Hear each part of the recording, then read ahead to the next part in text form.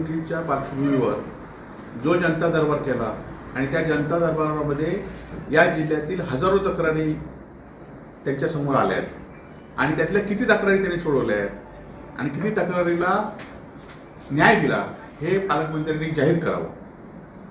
खरं तर आम्ही गेले 2 वर्ष महाविकास आघाडीच्या सत्तेनंतर महायुतीचं सरकार आल्यानंतर या जिल्ह्यामध्ये 3 राज्याचे कॅबिनेट मंत्री आहेत, एक केंद्रीय मंत्री होते आणि असं असताना या जिल्ह्यातील सामान्य लोकांचे अनेक प्रश्न आज अधिकारी आणि सत्ताधाऱ्यांच्या दुर्लक्षामुळे सुटले गेले नाहीत. असं आम्ही वारंवार सांगत होतो. ते कालच्या जनता दरबारातून सिद्ध झालेलं आहे.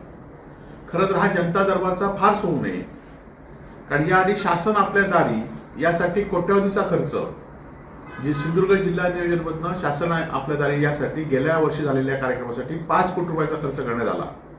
परंतु त्यातनं सुद्धा शासनाचे प्रश्न सुटले नाहीत हे आज वर्षभराने सत्ताधाऱ्यांना समजून कळलं असेल आणि त्यामुळे तो 5 कोटीचा खर्च फुकट गेला.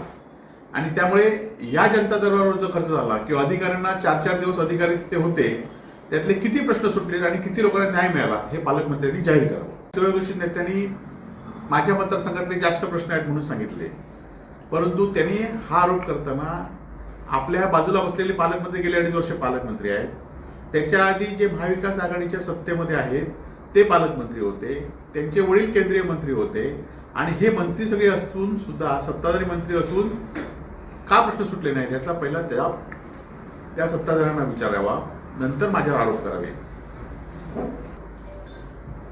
पालकमंत्र्यांनी कालच एका भाषणात सांगितलं होतं जनता दरबारच्या नंतर की जनतेचे प्रश्न आणि सोडण्यामध्ये कार्यकर्ते आणि जनता यांच्यामध्ये दुरी निर्माण झालेली आहे. खरं तर ही दुरी निर्माण करण्यास आपणच काही अंशी कारणीभूत आहात. सिंधुदुर्ग जिल्हा बँक झाली, पदवीधर निवडणूक झाली, लोकसभा निवडणूक झाली, ग्रामपंचायत निवडणूक झाली. या निवडणुकीमध्ये ज्या पद्धतीने पैशाचा वारंवार वापर झाला आहे आणि त्यामुळे कार्यकर्त्यांना आता जनतेची किंमत राहिली नाही.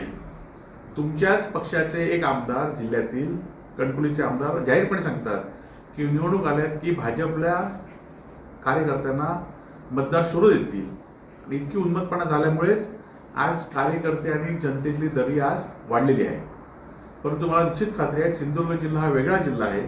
या जिल्ह्यामध्ये ज्या काही मागच्या गोष्टी झाल्या त्यातनं लोक सुधारतील आणि लोक आपल्या भूमिका बदलतील आणि लोकांना सुद्धा कळणार आहे की जर आपण काम करणाऱ्या माणसाकडनं जर काम करून घेतलं तर असा पैशाचा वापर जिल्ह्यामध्ये चालू देता कामा नये.